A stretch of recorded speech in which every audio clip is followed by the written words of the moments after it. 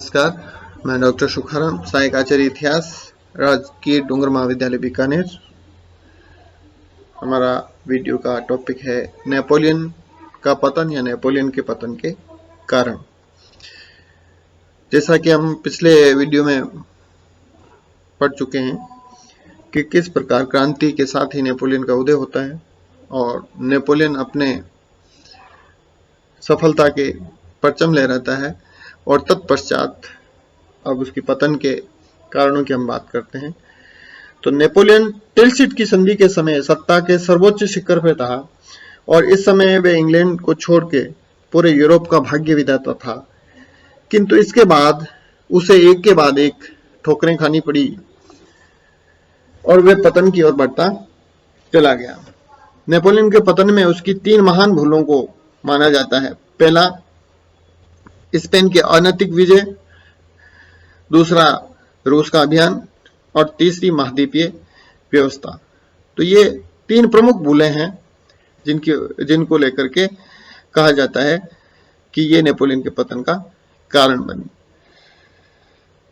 पहला है प्रायद्वीपीय युद्ध या स्पेनिश वॉर।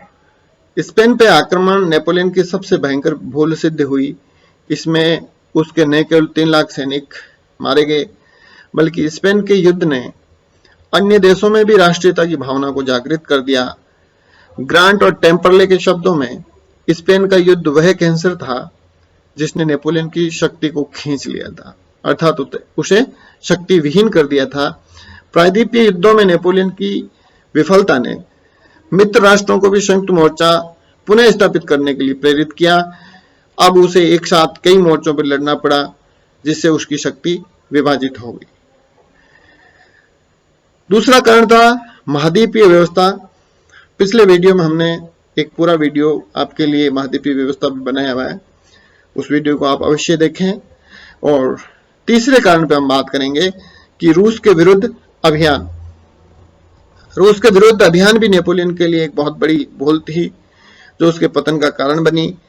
भयंकर शीत, भीषण दुर्गम मार्ग, रूसियों की जुझारू प्रवृत्ति और छापामार रणनीति, रूस का विशाल भूक्षेत्र और रसद आपूर्ति के अभाव ने नेपोलियन के रूस को पराजित करने की आशाओं पर पानी फेर दिया।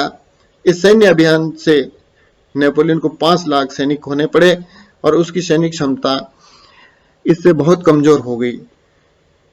इससे मित्र राष्ट्रों का हौसला बढ़ा और नेपोलियन के विरुद्ध पुनः संयुक्त मोर्चा बनाया और उसे पराजित कर दिया। इस प्रकार ये स्पष्ट है कि इन 3 भूलों के कारण नेपोलियन ने अपने पतन की खाई स्वयं ही खोद ली।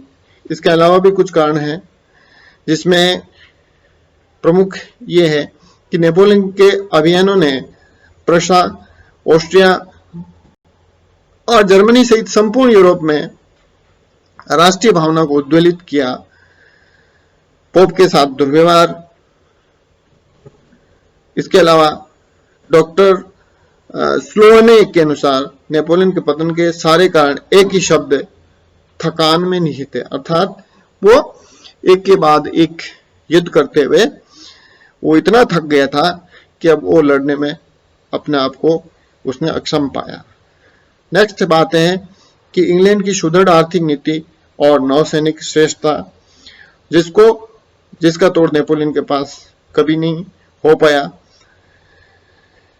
और नेक्स्ट कारण है कि नेपोलियन की सेना का चरित्र राष्ट्रीय नहीं था, क्योंकि नेपोलियन ने Germany, Poland, Italy, Denmark, Spain आदि विभिन्न विजित देशों से ब्लात सैनिक भर्ती करके उसकी सेना खिचड़ी बन गई थी। एक तरह से उसका राष्ट्रीय चरित्र समाप्त हो गया था। ऐसी सेना को विजय पराजय से कोई मतलब नहीं था। इसके अलावा नेपोलियन का पारिवारिक मोह उसे ले डूबा। ये कुटुंबजन जो कृतघ्न और उस पर भार साबित हुए। उसने अपने परिवार के लिए सब कुछ किया, लेकिन बदले में कोई भी परिवारजन उसके काम नहीं आया। सैन्य व्यवस्था और कूटनीतिक पटुता में विफल होना। उसने न तो श्रेष्ठ सैनिक बेड़ा स्थापित करने का प्रयास किया, न ही कूटनीति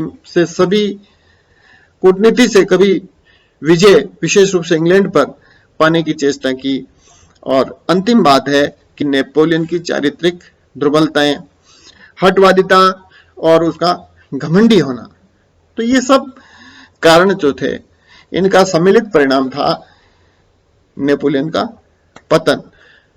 ये कहना कठिन है कि किस कारण का योगदान अधिक और किसका कम। सत्ता के शिखर पर पहुंचने के बाद हर किसी का पतन हुआ है और यही नेपोलियन के साथ भी हुआ।